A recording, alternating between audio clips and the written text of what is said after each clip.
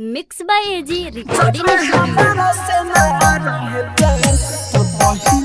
DJ Kanchan Raj Muzaffarpur. DJ Kanchan Raj Muzaffarpur. जब हमारा से ना रहे प्यार तो पहिले बतावे के चाहिए।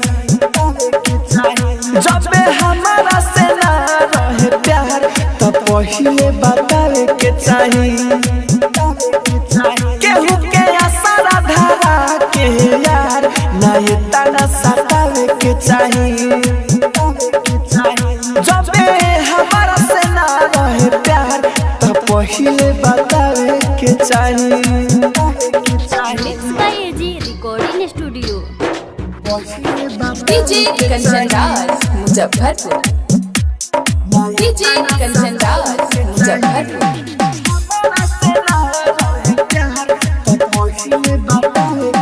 दिले हमरे तोड़ के तोरा कैसे के मिल सुकून हो।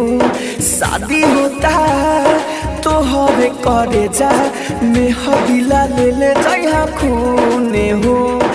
पता लागल तू बदल गइलू दिला के संग तू छल गइलू। हमर जिंदगी भइल बड़ा बादा बढ़े बार। झूठो बाबू सोना कही के यार ना प्यार के जतावे के चाहिए। जब हमारा से ना रहे प्यार तो पहिले बतावे के चाहिए। आप सुन रहे हैं एजी एंटरटेनमेंट की धमाकेदार डीजे कंचन राज मुजफ्फरपुर। डीजे कंचन राज मुजफ्फरपुर।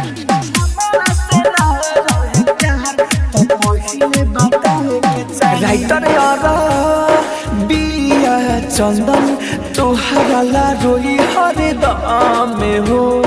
राहुल राजा धान के प्यार ना होई कबहुले कम हो। तू भूले जाइबू हमारा के हम ना भुलाइबे तोहरा के। ये बात सुनाना से हो विश्वास। जब दूरी करे के रहे यार ना पहिले सतावे के चाहिए।